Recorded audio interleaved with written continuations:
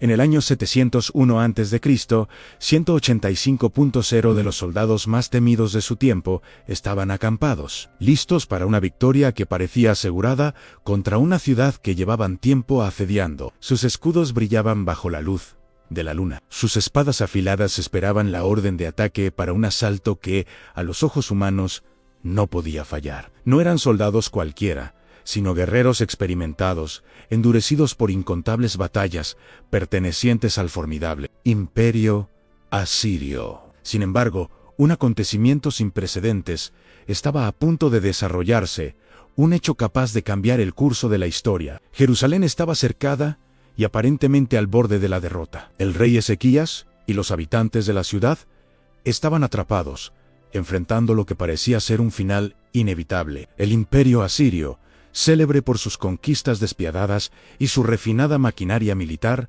había sometido numerosos reinos, dejando tras de sí destrucción y terror. Las palabras del profeta Isaías resonaban como una advertencia severa contra aquella potencia arrogante.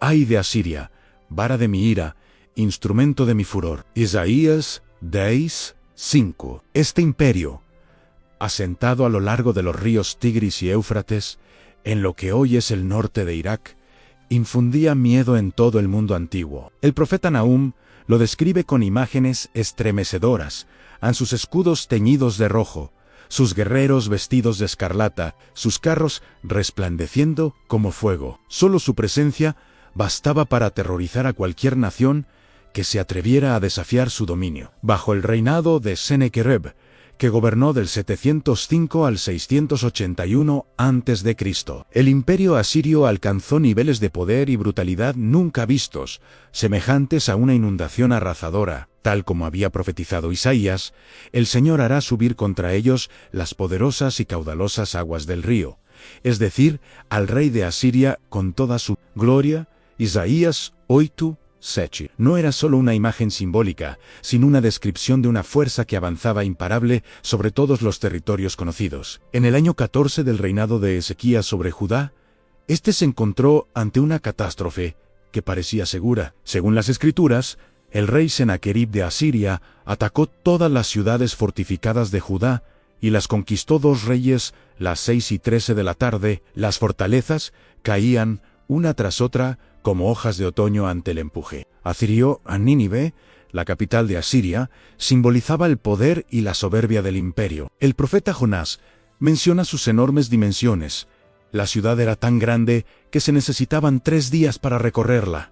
Jonás 3:3, subrayando su vastedad. Desde esta ciudad inmensa, Sennacherib dirigía sus fuerzas con una mezcla de genio militar y crueldad despiadada. Los emisarios asirios eran maestros en la guerra psicológica, utilizaban discursos calculados para intimidar no solo a los líderes, sino también a la población. La Biblia describe cómo sus amenazas calaban hondo en los habitantes de Jerusalén. 2 reyes, las 6:27 de la tarde, quienes oían pronósticos terribles sobre lo que les esperaba si resistían. El imperio asirio ya había demostrado su supremacía sometiendo al reino del norte. Las 10 tribus de Israel fueron deportadas, tal como se narra en 2 Reyes 17:5-6 en Samaria.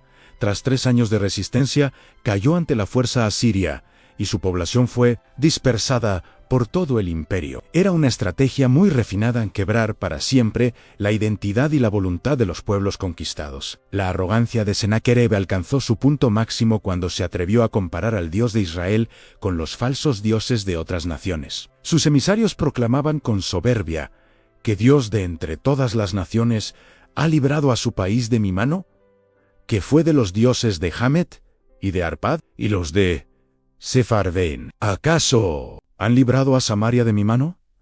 2 Reyes, las 6:33 de la tarde, -34. Este conflicto iba mucho más allá de una lucha por territorios o riquezas. Era un desafío directo a la autoridad divina del Dios de Israel. En su soberbia, los asirios cruzaron una línea que ninguna nación debería atreverse a cruzar.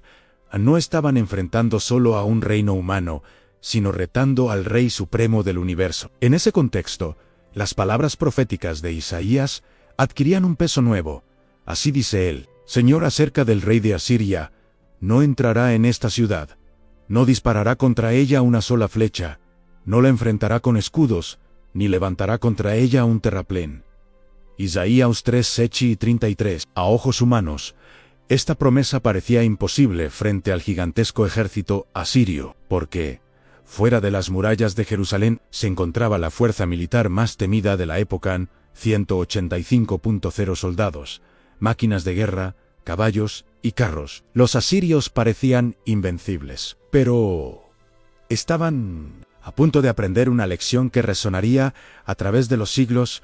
Ningún reino humano, por poderoso que sea, puede compararse con la fuerza del Dios de Israel. En medio de esta amenaza creciente, Jerusalén estaba llamada a convertirse en escenario de un giro histórico. Era la ciudad del Gran Rey, gobernada por Ezequías, cuyo nombre significa «El Señor es mi fuerza». La Biblia lo presenta con elogios raras veces otorgados a otros monarcas. Hizo lo recto ante los ojos del Señor, conforme a todo lo que había hecho David, su antepasado. 2 Reyes 18:3-4. Ezequías destruyó los altares idolátricos, derribó las columnas sagradas y cortó los postes de acera.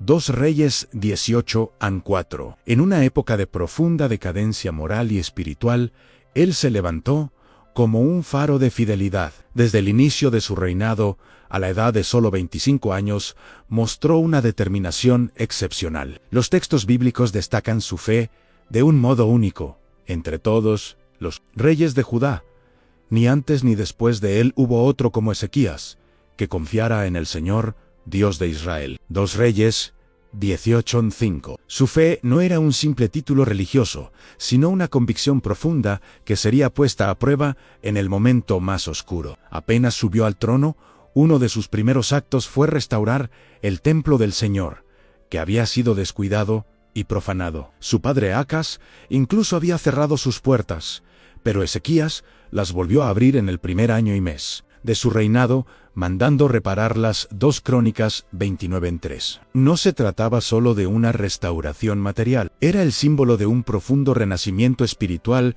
que comenzaba por el corazón del rey. Bajo su liderazgo, Jerusalén experimentó una transformación notable. Convocó a los levitas para purificar el templo y retirar toda impureza, restableció el culto, reanudó los sacrificios y volvió a celebrarse la Pascua, olvidada desde hacía mucho, marcando un despertar espiritual que no se veía desde los días de Salomón. 2 Crónicas 3:26. Pero el liderazgo de Ezequías no se limitó a lo espiritual. Fue también un administrador responsable y un estratega prudente. Consciente de las amenazas externas, reforzó las defensas de Jerusalén. Entre sus logros más impresionantes se encuentra el túnel de Siloé, una obra de ingeniería asombrosa para aquella época, diseñada para asegurar el suministro de agua en caso de asedio. Gracias a esta obra, el agua era conducida hacia la parte occidental de la ciudad de David. 2 Reyes, las 8:20 de la noche, garantizando la supervivencia de la población. Además, realizó grandes trabajos de fortificación, reparó las secciones dañadas de la muralla, levantó torres, construyó un muro adicional por fuera del primero, reforzó el arsenal en la ciudad de David, y acumuló un gran número de lanzas y escudos. 2 Crónicas 32:5. Cada piedra colocada y cada arma forjada hablaban de su previsión y su cuidado por proteger a su pueblo. Sin embargo, la verdadera fortaleza de Jerusalén no estaba en sus muros ni en sus armas, sino en la fe de su rey. Cuando llegaron noticias de las tropas asirias acercándose, Ezequías reunió al pueblo y les dirigió un mensaje decisivo: sed fuertes y valientes. No temáis, ni os acobardéis ante el rey de Siria, ni ante toda la multitud que le acompaña, porque con nosotros está uno más grande que con él en el Señor, vuestro Dios, está con nosotros, él no nos abandonará, ni nos dejará solos. Adaptado de 2 Crónicas 32:7-8, en aquel momento crítico, no solo las murallas de piedra rodeaban la ciudad, sino también un muro invisible de fe, oración y confianza en Dios en el pueblo. Guiado por un rey piadoso, había renovado su alianza con el Dios de sus padres. Estaban a punto de presenciar una de las más extraordinarias intervenciones divinas registradas en la historia. Mientras las tropas asirias avanzaban, el polvo levantado por su marcha formaba una nube amenazante en el horizonte. El enemigo que se acercaba era conocido por su potencia devastadora. La Biblia resume esa fase con precisión. En el año 14 del rey Ezequías, Sennacherib, rey de Asiria, subió contra todas las ciudades fortificadas de Judá y las conquistó. 2 Reyes, las 6 y 13 de la tarde. La primera demostración de fuerza no llegó con espadas desenvainadas, sino con palabras. Rabsaquez, un alto oficial asirio, se presentó no para atacar con armas, sino para lanzar un asalto psicológico. Se colocó junto al conducto del estanque superior, en el mismo lugar donde Isaías había hablado antes con el rey Acaz. Desde allí empezó a pronunciar un discurso cuidadosamente calculado. Su mensaje, recogido en las Escrituras, cuestionaba directamente la confianza del rey de Judá. ¿En qué basas tu confianza? ¿En palabras vacías y estrategias humanas? ¿Quién te librará de mi mano? CF en 2 Reyes, las 6 y 19 de la tarde, menos 20, 29. Este ataque verbal abrió una batalla que iba más allá del terreno militar en sí, dirigía al corazón y a la mente del pueblo. Rabsaqués, conocedor de la cultura local, eligió hablar en hebreo y no en arameo, para que todos los que estaban sobre las murallas pudieran escucharlo. 2 Reyes, las 6 y 26 de la tarde. Su objetivo era sembrar el miedo, dividir al pueblo y hacer vacilar su fe. Los enviados de Ezequías le rogaron: habla a tus siervos en arameo, pues lo entendemos. No nos hables en hebreo, para que no lo oiga el pueblo que está sobre la muralla. 2 Reyes, las 6 y 26 de la tarde. Pero él, deliberadamente, levantó aún más la voz y continuó en hebreo: escuchad las palabras del gran rey, el rey de Asiria. No dejéis que Ezequías os engañe, él no podrá libraros de mi mano. 2 Reyes, las 6 y 28 de la tarde, menos 29. Las palabras de Rabsaqués eran como flechas envenenadas, dirigidas a destruir la confianza del pueblo. Su estrategia era clara en desacreditar al rey, poner en duda la fe en Dios y, finalmente, ofrecer una alternativa atractiva. Les prometía paz y prosperidad a cambio de rendición. No escuchéis a Ezequías, así dice el rey de Asiria: haced las paces conmigo y salid a mí, y cada uno comerá de su vid y de su higuera, y beberá el agua de su cisterna. 2 Reyes, las 6 y 31 de la tarde. En otras palabras, abandonad vuestra confianza en Dios y en vuestro rey, y yo os garantizo seguridad material. El punto culminante de la blasfemia llegó cuando Rabsaqués se atrevió a equiparar al Dios vivo de Israel con los ídolos de otras naciones, que Dios de entre todos los países ha librado su tierra de mi mano. ¿Han librado los dioses de Hamet, de Arpod o de Sepharvaim a Samaria de mi poder? 2 Reyes, las 6 y 33 de la tarde, menos 34. Más tarde, una carta enviada por el propio Sennacherib intensificó este desafío: que tu Dios, en quien confías, no te engañe diciendo: «En Jerusalén no será entregada en manos del rey de Asiria». Tú sabes bien lo que han hecho los reyes de Asiria a todas las tierras, destruyéndolas por completo, ¿y tú vas a librarte? CF en 2 Reyes, las 7 y 10 de la noche, menos 11. El asedio de Jerusalén se convirtió así en algo mucho más profundo que un simple acto de agresión militar. Era un ataque frontal contra la soberanía del Dios de Israel. Las palabras de Isaías adquirían ahora una fuerza especial. ¿A quién has insultado y blasfemado? ¿Contra quién has alzado la voz y levantado tus ojos con arrogancia? Contra el Santo de Israel. Isaías 3, las 7 y 23. El pueblo de Jerusalén estaba ante una encrucijada en creer en las promesas de Dios transmitidas por Ezequías o ceder ante las amenazas y promesas engañosas de Asiria. A pesar del esfuerzo de Rabsaqués por sembrar duda con frases como: no dejéis que Ezequías os engañe diciendo: «An el Señor nos librará». CF en 2 Reyes, las 6 y 32 de la tarde menos 33, el pueblo guardó silencio, obedeciendo la orden de su rey: no le respondáis. 2 Reyes las 6:36 de la tarde. Ese silencio no era cobardía, sino una expresión de fe, mientras la oscuridad de la amenaza asiria se cernía sobre Jerusalén. Un rey y su pueblo se preparaban para presenciar una intervención divina que marcaría la historia. Ante las provocaciones asirias, la reacción de Ezequías revela el corazón de un verdadero líder de fe. Al oír las amenazas, no se dejó llevar por la desesperación, sino que rasgó sus vestiduras, se cubrió de saco y entró en el templo del Señor. 2 Reyes 19:1. Este gesto no era un simple signo de angustia, sino un acto deliberado de humildad y confianza total en Dios. El contraste entre ambos bandos era evidente. De un lado, el imperio asirio, orgulloso de su fuerza y su aparente invencibilidad. Del otro, un rey que se postraba ante la presencia de Dios, reconociendo su absoluta dependencia de él. Ezequías no afrontó solo la situación. Envió a sus servidores, también vestidos de saco, al profeta Isaías. Ellos le transmitieron el mensaje del rey.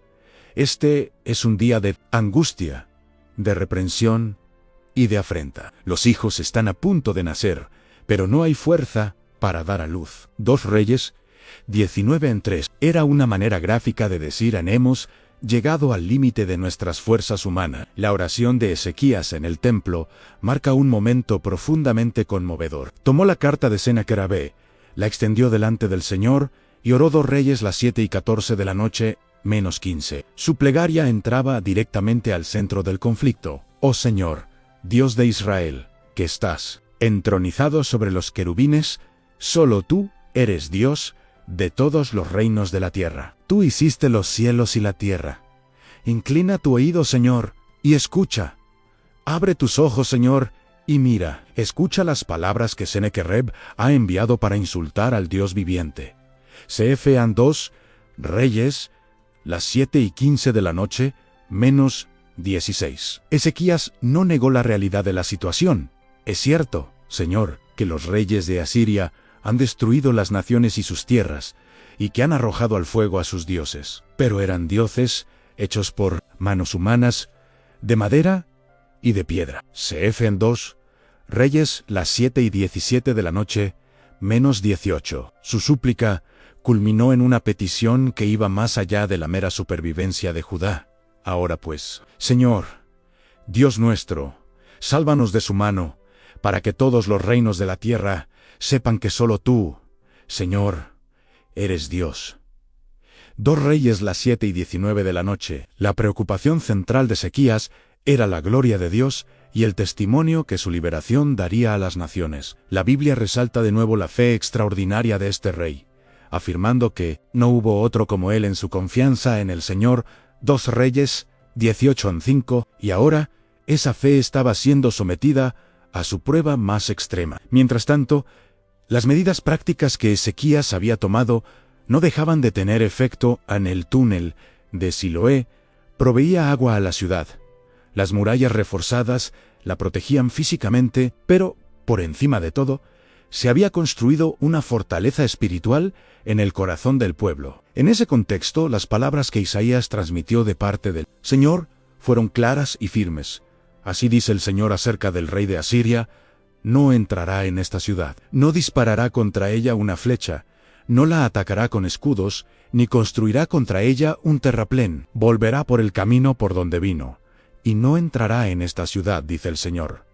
Cfan 2 Reyes, las 7:32 de la noche, -33. Dios, por medio del profeta, también desenmascaró la soberbia de Sennacherib. El rey asirio se había jactado de sus conquistas, de haber alcanzado las cumbres del Líbano con sus carros, de haber talado sus cedros más altos y sus mejores cipreses. Cfan 2 Reyes, las 7:23 de la noche. Pero la palabra del Señor reveló otra perspectiva. ¿Acaso no has oído que desde tiempos antiguos lo tengo preparado? Desde la antigüedad lo diseñé, y ahora lo he hecho realidad, en que tú conviertas ciudades fortificadas en montones de ruinas. Cfan 2 Reyes, las 7:25 de la noche. En otras palabras, Incluso los logros del imperio asirio estaban bajo el control del plan soberano de Dios. Su poder no era absoluto, era permitido y limitado por la voluntad divina. La profecía concluía con un juicio definitivo contra el orgullo de Sennacherib. Dios pondría freno a su avance, detendría su arrogancia y lo obligaría a regresar. Se efían 2 Reyes, las 7:28 de la noche. Junto con la promesa de protección, el Señor dio a Ezequías una señal concreta. Esta será la señal para ti. Ezequías, en este año comeréis lo que nace de por sí, y el segundo año lo que vuelve a brotar. Pero en el tercer año sembraréis y cosecharéis, plantaréis viñas y comeréis su fruto. Se efían 2 Reyes, las 7:29 de la noche. Era una promesa de supervivencia inmediata, recuperación progresiva y abundancia futura. El mensaje se reforzaba con estas palabras: el remanente de la casa de Judá echará raíces abajo y dará fruto arriba. 2 Reyes, las 7:30 de la noche. La liberación no sería solo una victoria momentánea, sino el inicio de una nueva etapa de vida y fecundidad para el pueblo de Dios. La profecía culminaba declarando: el celo del Señor de los ejércitos hará esto. 2 Reyes, las 7:31 de la noche. Esta ha sido la primera parte del relato. En la segunda y última parte continuaremos con la intervención divina, el desenlace histórico y sus enseñanzas para nuestra vida.